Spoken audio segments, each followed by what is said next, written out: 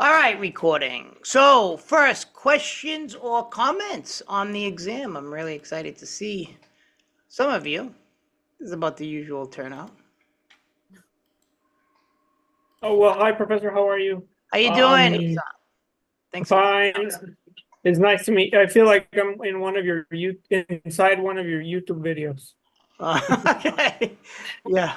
Um, yeah, basically, I have a thorough understanding of the first three and three, uh, three and four modules. I'm There's sorry. only three on the exam, so that's a good thing to start off with. It's like the only three modules on the exam, and then the seventh module will open soon. I just had to fix something Okay. about that. So, is there any question on the keyword list?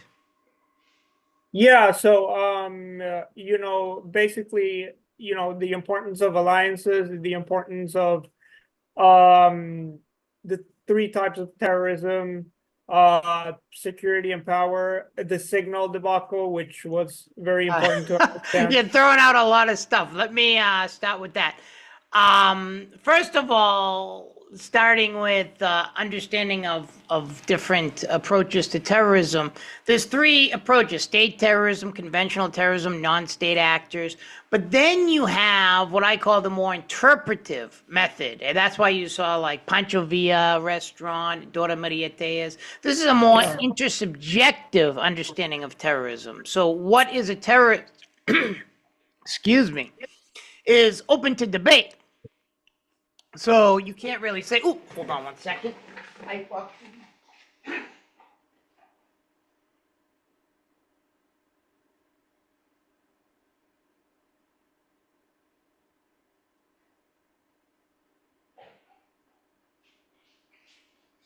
grabbed my agua.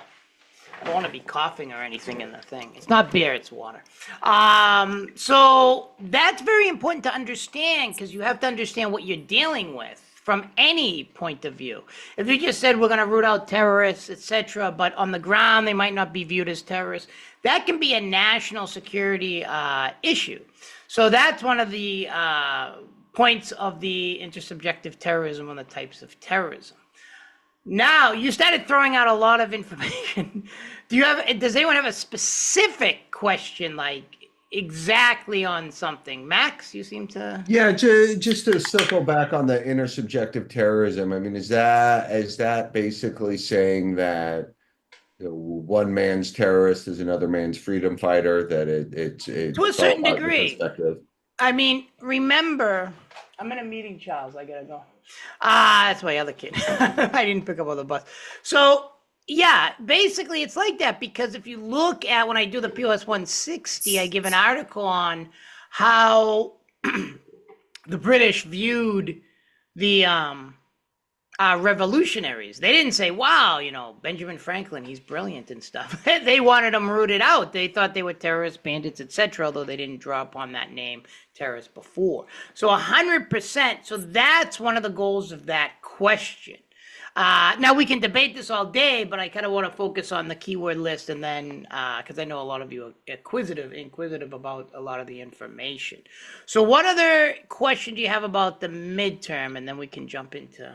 How many questions is it going to be, and is Good. it Right time? now, there's 14. If anything pops up here, it's the same setup because, as you know, ASU is a big university. So if I put in, say, a question on, fill in the blank, all you need to do is get one letter wrong, and I get like 300 emails. So, and you're probably going to be correct. So it is, they're worth 1 point each. So unlike the quizzes where you might go through it, it's only 0.5. This is actually 1 point each.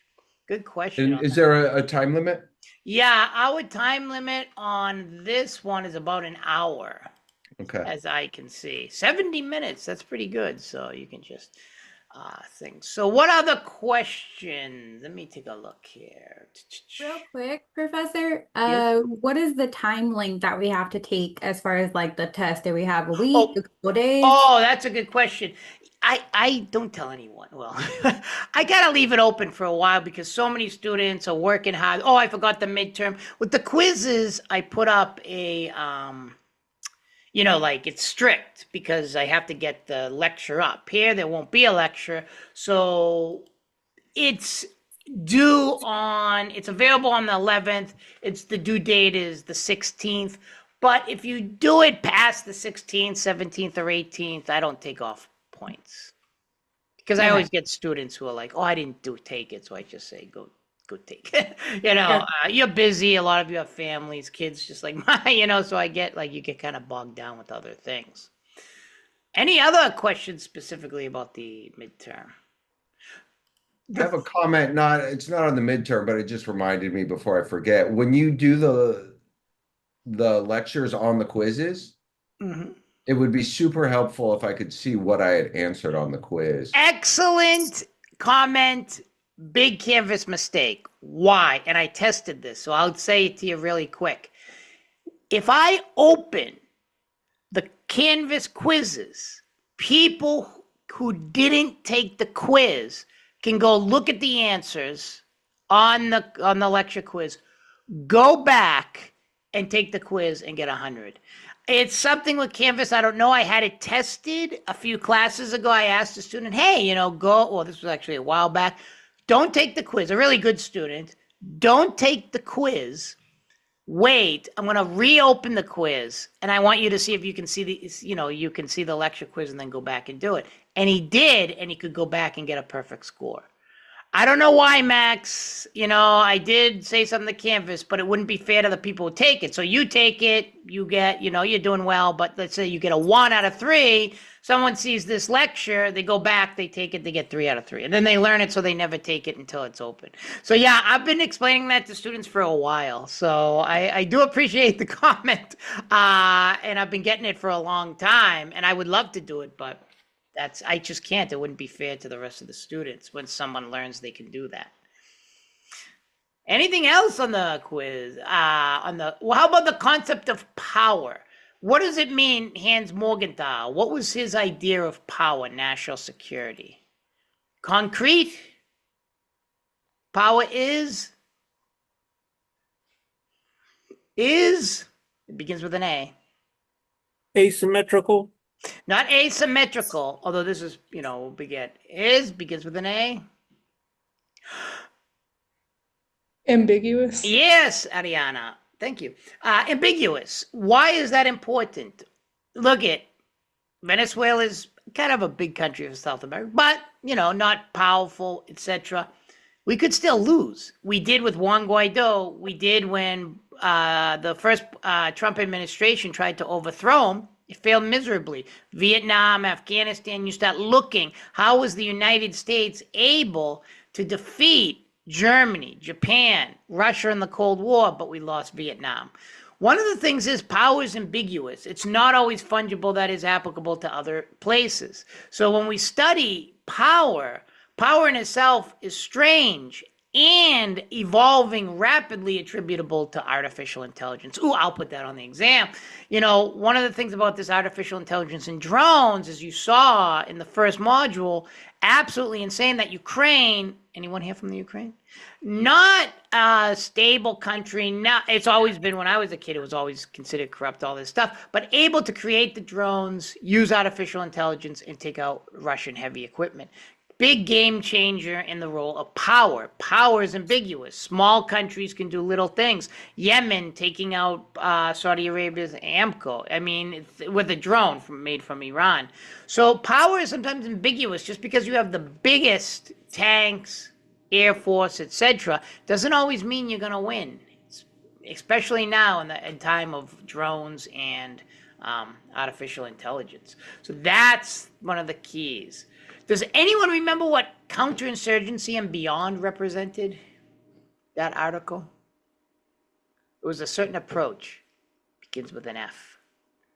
Well, that was the one that was talking about using soft power and National Guardsmen that knew Yep. farming techniques and going into Afghanistan and really trying to help build the society from the ground up, right? Excellent. Yeah, that's the fusionist approach. Start kind of, there's different approaches to how to, I sometimes get people in the military here, and they're a big asset, how, to basically create, and you said the great word, Max, and we're going to do that more next modules, soft power, building up, using the military. But some people don't like that. The military should be just the military. It shouldn't be engaged in this type of behavior. But the fusionist approach says that the military needs to engage in other things to kind of hearts and minds and things like that. Particularly, that was in Iraq. A lot of people attributed that they took over for the Department of State, the state building in Iraq, and it was kind of a failure. So very important for national security, the idea of that. Now, someone said the signal debate. That was you, Hussam. Signal debate, Musk and Trump, Pompeo and Bolton. Bolton lost in the bureaucratic battle with Pompeo. Pompeo obviously won. This is what you call the bureaucratic politics model to foreign policy, national security, whatever. There's even the Argentine presidency, right? There was someone they kicked out. Very interesting developments in national security is instead of looking at the person, instead of looking if you're a realist, anarchy, what the bureaucratic politics model, the book calls the bureaucratic infighting, turf wars, etc., is that when you study national security, you have to study the people that surrounds the president. So this looks at, like, through Trump and Musk, the signal, how they got rid of someone. More recently, if you watched the short lecture, they fired people because they said that the Venezuelan government wasn't really related to the Tren de Agua. This becomes problematic because the bureaucratic players are the ones that are making policy, which isn't necessarily bad, but some have the presidency here, some don't. During the Iraq War, some of you were too young to remember, it was Dick Cheney, Rumsfeld, Bremer, and the people who were left out were Colin Powell, Condoleezza Rice, etc.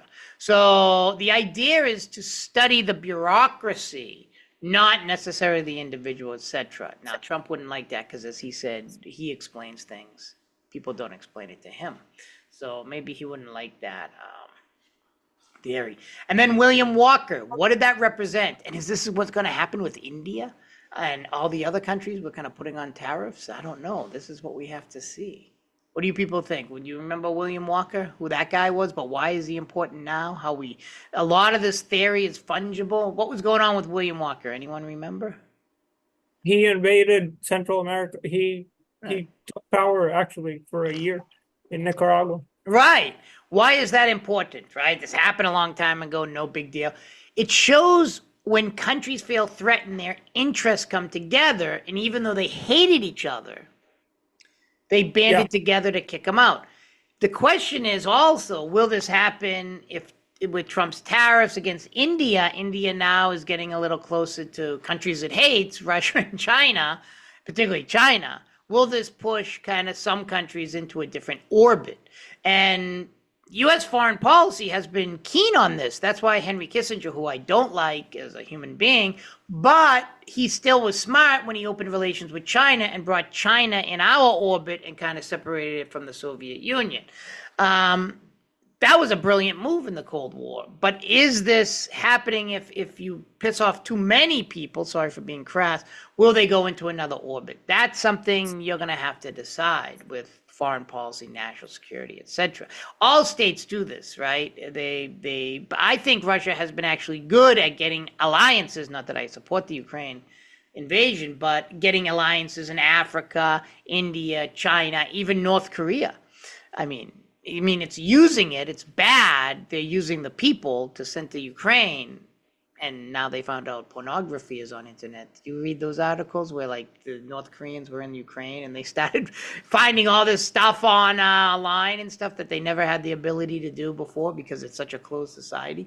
But that's one of the things about alliances, is that interest convergence kind of presupposes that once someone's interests are broken, that they'll go towards another player. Just like Saddam Hussein. We supported Saddam Hussein when it fought Iran, but then when we didn't need him anymore, we invaded and took him out. So that's one of the things, the lessons of William Walker. And the balance of Yeah. power to build off that, the Cuban Missile Crisis in Estonia, what did that represent? Does anyone remember? Yeah, that smaller powers gravitate towards larger powers. Right. And it doesn't matter language, time, etc. It's basically a balance of power transcends all this, that it continues throughout time. That Estonia went for NATO to balance Russia, Cuba to balance the to balance the United States. A lot of countries do this. Is it going to continue? Will countries say bandwagon, to use a word, on the United States to protect itself? Azerbaijan and Turkey were able to roll back Armenia, take their land. I mean, this is the classic balance of power move that these countries are doing. So it's interesting. Smart move by the Philippines, making stronger relations with the United States, allowing them to maintain bases in order to balance whom? Who does China. the? Yeah, right, Max. Correct. So the question is, this is, what states do. Now, do you have to agree with everything? Absolutely not. You should challenge the theories, people, etc. But that's on the midterm. And so always look at, if you people don't read our work, no one's going to read our work. So I put on, as a egoistic academic, my log rolling in Plan Colombia. What was the point of that? That powerful influences can, lobby government to have their needs put before the needs of the general population. Right. Yeah, that's a tough way to put it, but you're right, the general population doesn't matter. But there's one kind of interest they're looking at. What's the word? You're 100% right, Max. But what's the word? It was economic, wasn't it? Economics, money. That's all about money. They were making a lot of money from Plan Colombia. Now, does that mean it's a bad policy? Absolutely not. Now, I'm just saying that these log rolling beltway bandits, people start log rolling the government. That's why, it's an interesting thing after. Is that what Musk was all about? Is this just about their interest? Because if you do look, tech is really kissing the butt of Trump. Wasn't it recently? The guy from Facebook said something like, oh, I thought I didn't have to pay so much, or something like that. He Mark slipped during. Zuckerberg. Yeah. And that he was like, paying the campaign or something. I don't know. I mean, this is a big tech, artificial intelligence, these companies, the new kind of like beltway bandits that are going to be lobbying the government, regardless of ideology. Because I think a lot of these people don't have an ideology. Like Musk, I think he went for the power. But that's my personal opinion. You don't have to go and agree with what I think. But I think he betted on Trump. Trump won. And then they had that big spat. That's amazing, that bureaucratic battle. Are they friends again? You people don't go? Marissa? They're like, I wouldn't say they're friends again. They're probably cordial, and part of that I think is because all the money that Musk put Right. into, and maybe Trump knows stuff. I mean, who knows? Because apparently, Musk got all those government contracts while I doing know. stuff. The satellite company. Now, Yeah. you saw me in Colombia, Centro Andino bombing. What was that about? And the other one where they kicked me out. Now, remember, this is fungible to everywhere. In fact, I forgot to put up the one from Algeria. I want to send that out and then put it on the quiz. What was the point of that Centro Andino bombing video? How paramilitary groups don't necessarily take responsibility for Right. an attack. Right, the whole invisibility, deniability of asymmetrical, as you said before, attacks is very difficult to root out. It's not until you become a strong force like the FARC in Colombia, or the Viet Cong in Vietnam, then you start really, you can see them as a standing military. But a lot of these kind of more, splinter groups, quote unquote terrorist groups, it's very difficult to see who did what. And it's difficult to see who's in the group. When I was a professor at Nicaragua, I taught a lot of revolutionaries who helped overthrow the government. And, during the day, they'd be like you, college students, like Marissa here, right? She's just a college student. Hey, how you doing? I'm going to read. And then at night, she's blowing things up. Because maybe the government killed her father or something. So then they take a stand, but they're still regular people. So it's like they're difficult to mold. One of the things I'll send out is the Algerian one, the movement to destroy the French occupation. They used women, children, whoever to do these quote unquote terrorist attacks in order to make it so difficult for the French that they had to leave. A very good, about 5 minute video I'll send out on from the movie. It's a little clip from the it's like a docudrama movie on the Algeria movement against the French. And Is that the Battle of Algiers? yeah, exactly. Thanks, Max. Did you see it? Do you remember it? It was a long Yeah. time ago. Oh yeah, it's like 50s or something. It's like it's kind of hard to watch these days because it's so poorly made. Like Yeah. it's really shaky. And I wouldn't is give there it, but that part.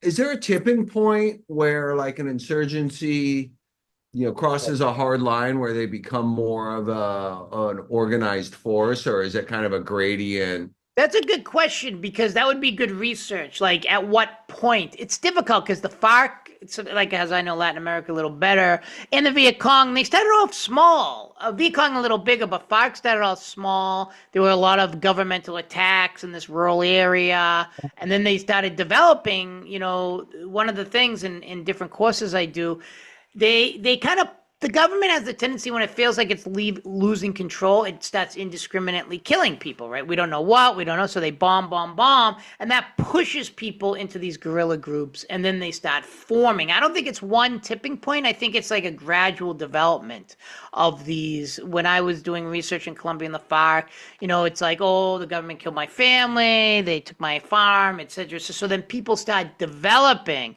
like, this is the only way I can go. And I think one of the reasons is once you get a little guerrilla group going, sometimes, not always, it develops if the government starts indiscriminately killing people because it pushes them into that kind of side. And then they become kind of to be, like cool in the barrio. Like a lot of the research on the FARC, why did you join it? Then they became, they're like, like, why do people join the police or our military, etc. It's the same thing. Oh, that was what we would do. There's prestige, etc. So that's a good, I don't think there's one tipping point at a particular. And it can go the other way too. Like for instance, the Taliban was, the government of Afghanistan, and we invaded, and they just kind of melted back into the countryside and became an insurgency. Or Saddam Hussein's Republican Guard did a very similar thing in Iraq. Yeah, 100%. And then a lot of those had to join ISIS when the Shias took over because they were scared. I mean, I think we created ISIS to a certain degree by debaptizing the military. Great points on all this. I just want to finish up with this because there's only compound warfare, use of irregular forces. This is like in Lebanon, they use that as obviously they're using just a broad. In fact, I gotta send you Colombia, Ukraine. You wouldn't think those would have relations. They have TikTok videos now to attract these paramilitaries, irregular forces to help on both sides. So don't forget those two videos, because they need people. And there's a lot of what they call, I do a political violence course, violence specialists without work. So you're in the Colombia, you left the FARC and the peace process, a military, etc., and you're able and you know how to kill people. You now can actually go, because of social media and everything else, to Ukraine, Russia, depending on what side you want, to the highest bidder and work in the military. These irregular forces now are huge. They're not linked directly always to the military, but they're part of the military in the sense that they have a loose link, like they're getting paid. Within countries, sometimes they're getting food or something like that, so they kind of work alongside the military. They're often called, instead of irregular forces, paramilitary. So it's like para means beyond. I'm going to send you out that as well. So those are two things I won't forget. Might do it, but huge thing, Colombian peace process. While we're at it, it's going to be in the Ukraine, Azerbaijan, and Armenia. Obviously Palestine, etc. The question becomes, what are you going to do with these ex-combatants? U.S., Hitler, after World War One, incorporated a lot of these people into the SS. Very difficult, because that's why we have the GI Bill. I don't know if any of you are on it. It was so former soldiers. Were you in the military? Former soldiers. I still am. Oh, okay. Thanks for incorporating that. Former soldiers, you know, they don't want them on the street. They realized after World War One it was a disaster, but a lot of these developing countries don't have money. So if you're in a country like Ukraine, let's say after war, didn't Trump get that done in a day? It basically, you know, what do you do with these soldiers, these ex-soldiers? You know, they go towards crime. That happened in Colombia, and that was an interesting thing. So that's about after conflict. After conflict, people don't think about. That's why, like, after we got rid of Gaddafi, I think it was a big mistake from Obama to get rid of Gaddafi. Not that I like Gaddafi, but there was no plan after. So all these people started fighting each other, and now it's a failed state. My personal take on overthrowing Gaddafi. Remember asymmetrical warfare, surprise attacks of the opposing force, not conventional terrorism, not conventional anything. It's just basically, you know, these surprise attacks, asymmetrical warfare of an opposing force that's too powerful. It's the weapons of the weak. If you can't, it's just like the great Mel Gibson said in Patriot, if you ever saw the movie, it's about the United States overthrowing Great Britain. Woohoo! That they couldn't take Great Britain one-on-one. They had to basically do surprise attacks, guerrilla, what they call guerrilla movements, right? And then blend back into the society. I'm going to send you that Battle of Gia's clip. It's really good and intense. But on that, and that'll show you like what asymmetrical warfare is. And then for the last one, it's just regarding Ukraine. Oh yeah, John Mersheimer. So his argument in a nutshell is that, and I want to stress this in case I missed it on the video, is that the expansion of NATO gave Putin kind of the credibility to invade the Ukraine. Invasion, the spread of the European Union, but basically NATO going into his sphere of influence. This is how the offensive realists think, created a backlash against the Ukrainians and the United States, Europe, etc. Do you buy into it? That depends on you. But it's a very interesting theory that I think you do have to be wary of other countries' national security interests and their sphere of influence. Mhm. And then Vietnam obviously is, if that was on the list, asymmetrical terrorism, power is ambiguous, because we did lose, no offense to your family and other people who in it. Other questions? So I'm definitely gonna put those other things. I'm gonna send those things out now, right after this, and then ask a question. So there'll be like 15 questions. Other questions or comments? Professor, they are like specific concept questions, or more so like the lectures, the videos we saw? Yeah, lectures, videos we saw, what we just went over, everything from the keyword list, like will be on there that I went over, because I basically went over the midterm, each question.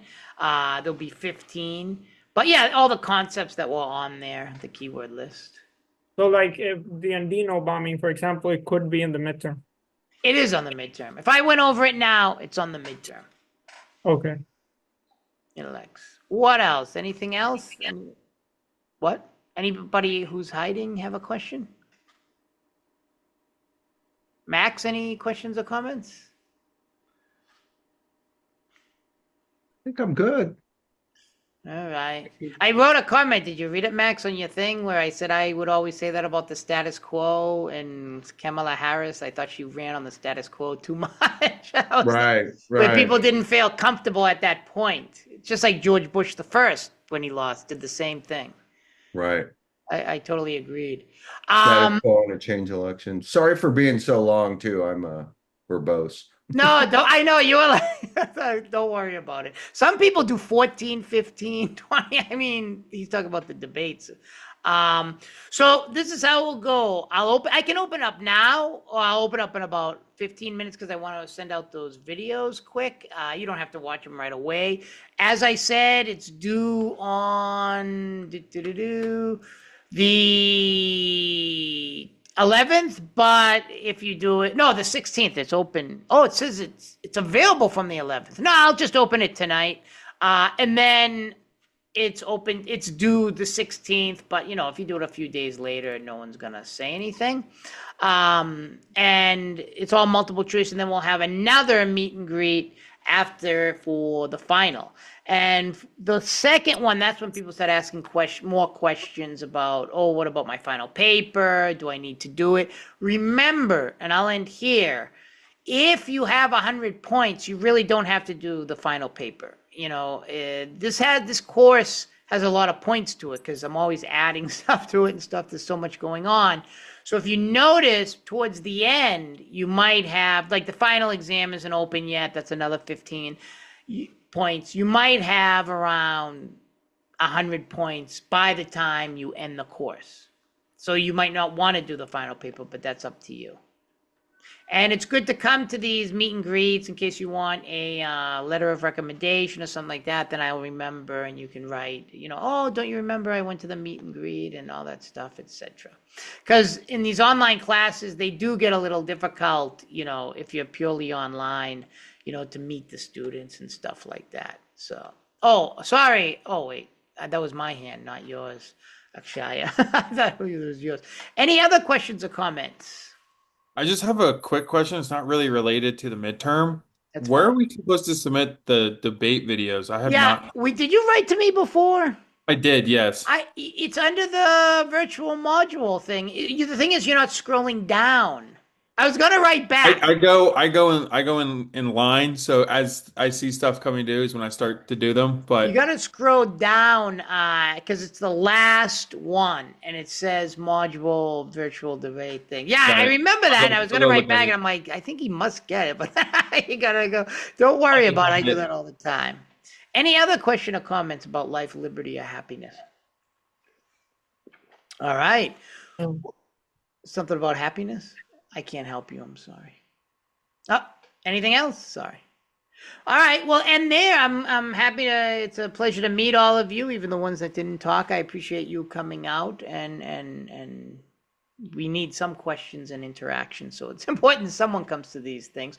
So if you want to talk to me some other time, just shoot me an email or write anything in community forum, etc. So take care, everyone. Bye. Thank you.